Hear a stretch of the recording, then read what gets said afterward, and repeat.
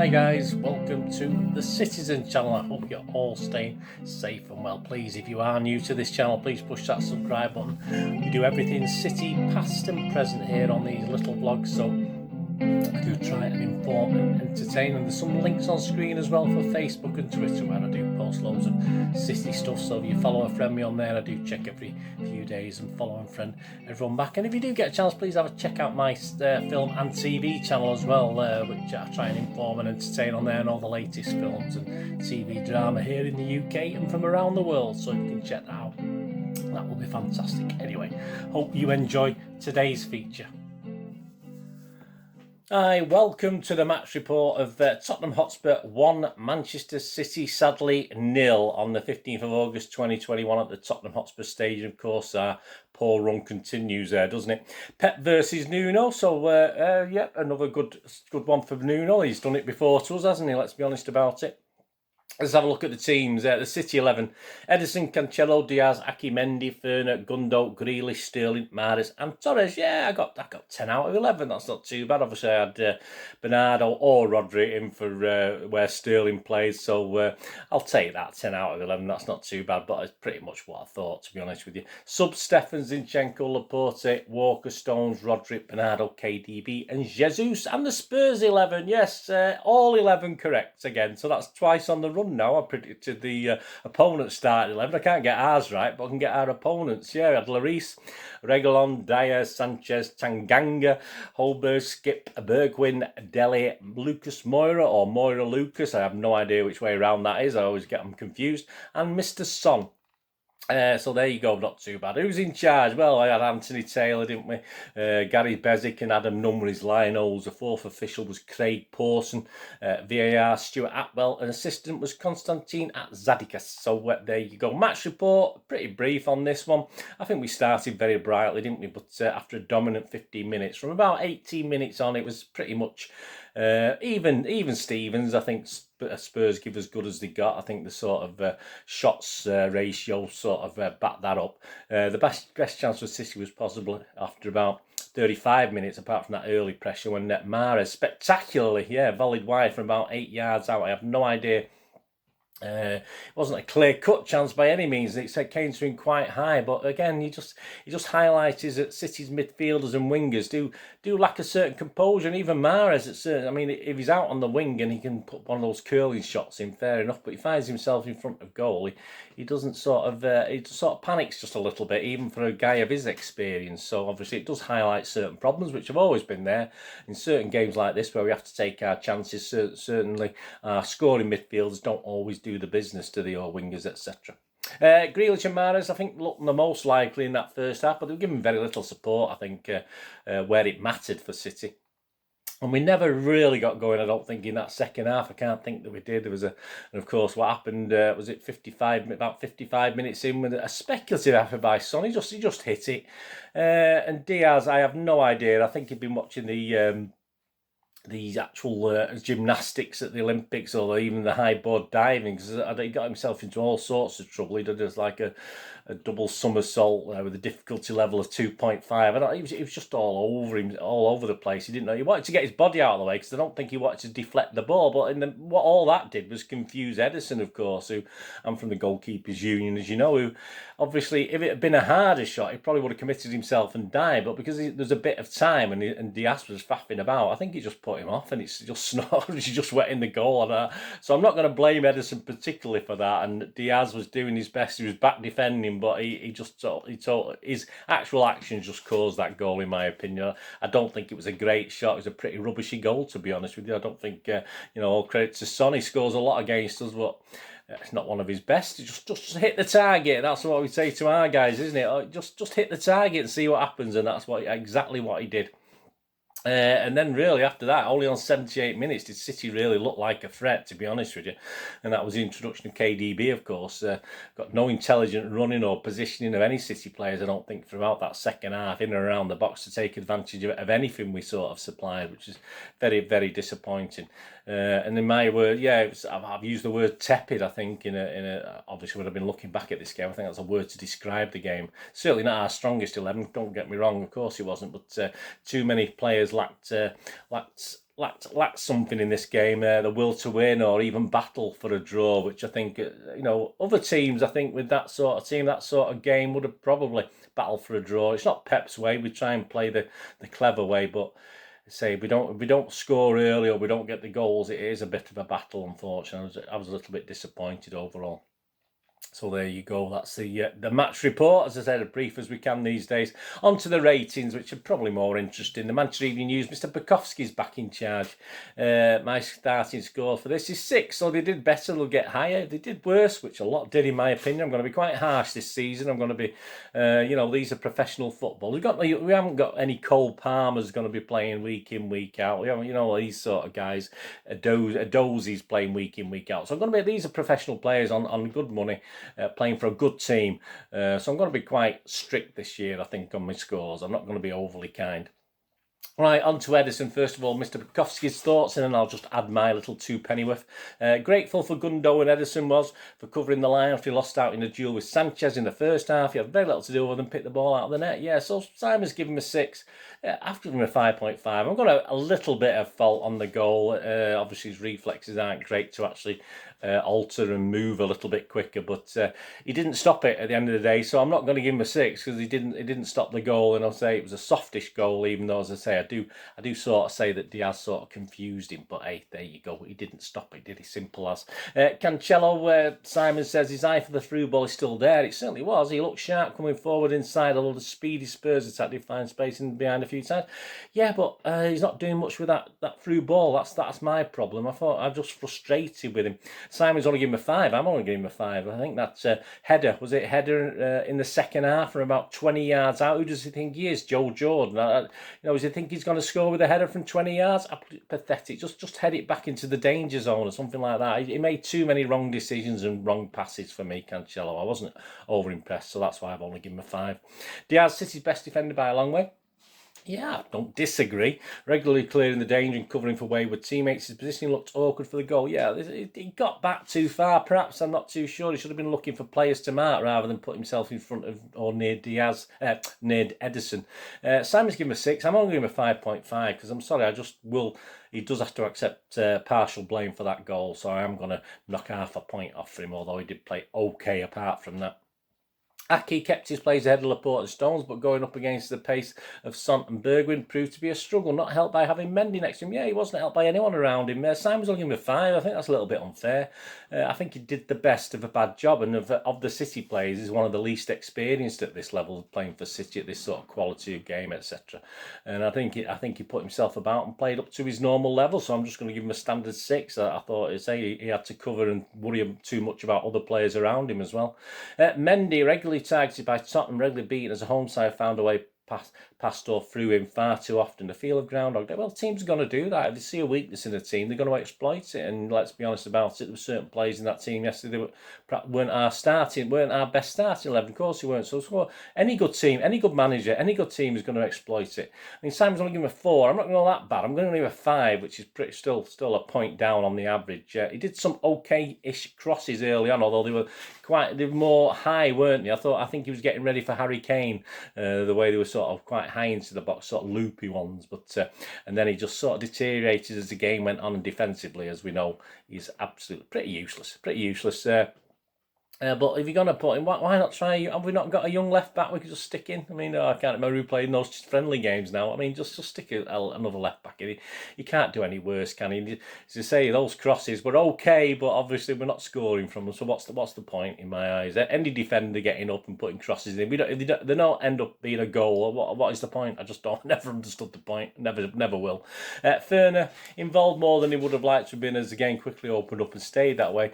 There were some great interceptions, but also a few occasions where he was caught in the ball in dangerous areas. Yeah, give him a 5. I'm not going to be as bad, but I agree with him. I'm going to give him 5.5. It was an okay game, but he did sort of miss out 3 or 4 times at crucial times, and obviously I'm not going to go too down on him. But again, as I said, I'm not going to allow for the fact that he's 36 years old and still one of our better players on the pitch. So I will give him 5.5, but Simon only give him a 5.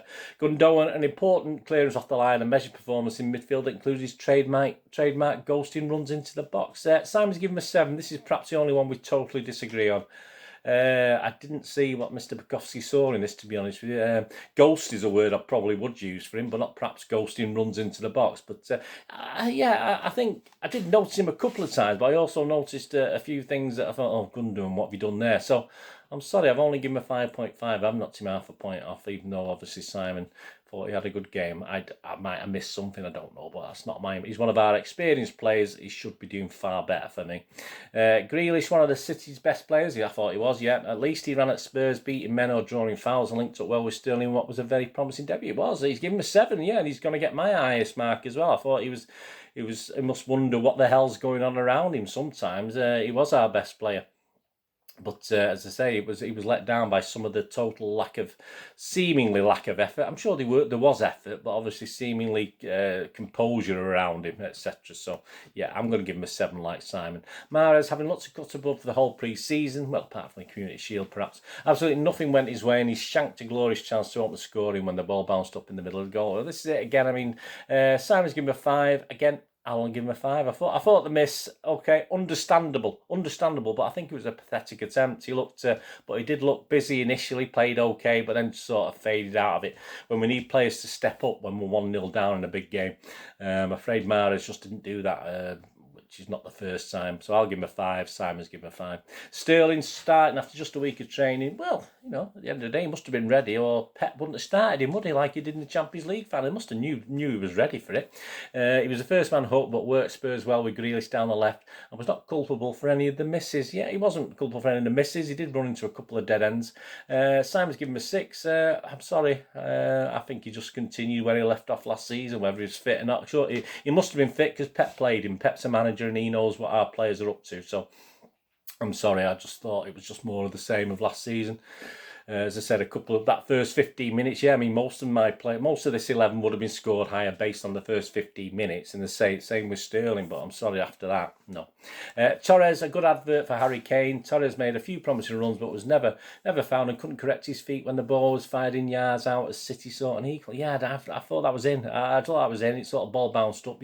The camera angle at Tottenham's a bit weird. You sometimes don't know where the ball's going when it's high in the air, but yeah, Simon gave him a 5. I'm only going to give him a 5. I mean, the commentators said he was having a good game at one stage in that second half. I just laughed. I just laughed when they said that. Not his fault particularly, despite a wonderful hat-trick at Newcastle. He's not a natural finisher, is he? Let's be honest about it. And he's certainly shown that yesterday when, he had a good chance and totally fluffed it. Again, it's back to the point I made on Mahrez earlier about wingers and midfielders, etc., not being able to put the ball in the net. I'm sorry. When it matters, at the end of the day, but there you go. Let's not forget Newcastle. We'd already won the title. It didn't really matter much, did it? But hey, there you go. Jesus, yeah, I'm not going to mark Jesus. He wasn't on long enough. Simon, as he said, didn't get a pace of the game enough to make a difference. He's given him a 6. I'm not going to score Jesus. He wasn't on. Unless a player comes on for about half an hour, I'm not going to score him this season. Zinchenko for Mendy on 79 minutes. A bad sign when a left-back replaces a left-back. Okay. Well, it is perhaps when you're going for a win or a draw or trying to get an equaliser. Yeah, I would totally agree with that. But but Zinchenko has other options. Perhaps Mendy doesn't, does he? So I don't totally agree with what Simon says. KDB for Mara 79 took over corner juices and was accurate. Yeah, I think that was a bit unfair. I think he played 2 or 3 okay balls from an outfield position as well. So I think that was a bit mean. Right, City man of the match. I think you probably guessed it from those scores. Yeah, I'm going to give it to Keira Knightley. Sorry, Jackie Grealish answer. So the £100 million man. That's the one. Yeah, how much was he? I can't remember now. Good job they kept reminding me during the game. But there you go. And how much was on the bench and how much was on the pitch. But I mean, I don't watch a lot of other games, but I'm sure we don't. I think, well, I know based on what I see on Twitter and various magazines, King of the Kipbacks, etc. I know it's only us that gets this sort of treatment, unfortunately. But there you go. It's laughable. It's so pathetic. It's laughable, isn't it? There you go. Let me know your ratings anyway. As I say, I think the only big difference there, I think, was Gundogan, wasn't it? I wasn't overly impressed, but. And my lad wasn't either, but he's never been overly impressed with Gundogan, to be honest with you. But yeah, let me know your ratings anyway. I think that's the only major one me and Simon sort of disagreed on. Perhaps Aki, to some extent, I thought played better than perhaps Simon thought. So what do we think of Spurs going forward? Well, Yeah, I mean, a good little win. Let them celebrate. It's nice for these clubs to beat the big clubs, isn't it? Let's be honest about it. That's what I remember us doing the same, when the days before we'd had our first title and we'd beat Chelsea, and obviously when Chelsea won, I remember us celebrating like we won the league, and it's great for these little clubs like Spurs to do that, and all credit to them. And no reason why their fans shouldn't celebrate that, and they did a job. As I said. Perhaps we weren't at our best. We didn't have our best team out, but I think Spurs played well with it, and I think that's more or less one of sort of their best team. I don't think they've got too many players out at the moment, and I did in my little league prediction think Tottenham were going to be top 6, and I don't see anything to alter that opinion. I don't think they're going to finish challenge for the title, but it's a nice little start for them, of course, but. Yeah, I'm not going to alter my top 6 finish, but it's what I expected from Tottenham. They played as well. Honestly, once they sort this Harry Kane thing out, I think it'll change their dynamic as well as it'll change City's dynamic. So one way or the other, I think it may change it, and that'll be a good thing. If Harry Kane says I'm staying and I want to play, and I'm sorry for being a soft arse, and fair enough. But there you go. Yep, I thought they were okay. They did what they had to do. City, well. Yeah, I mean, we knew it. I think Pep was warning us, wasn't he, before the game that we're going to get off to a slow start, and yeah, we do sort of not have the knack. I mean, I'm sorry. I think teams like Liverpool, United, Chelsea. Games like this would get a point. I don't think Pep's philosophy and the way we play football sort of leans itself to that. I think we do struggle to get points at games like this. I would have been happy with a point.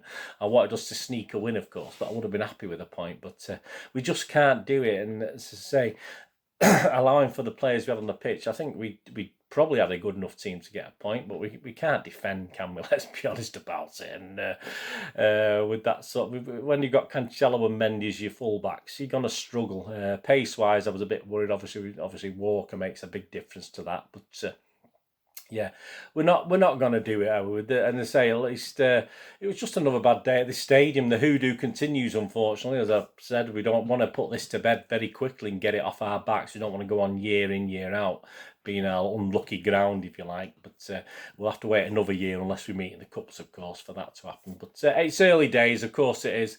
Let all these other teams gloat about them being top. You'll be getting the same rubbish from United fans at work and school, etc., etc. But it is early days. It is such a shame that we couldn't at least settle and get a draw, which I think we're quite capable of doing. But I don't think that's Pep's philosophy. I don't think that's Pep's way, to be honest with you. And as such, we have to suffer defeats like this in games that are certainly where we can salvage something, but we didn't.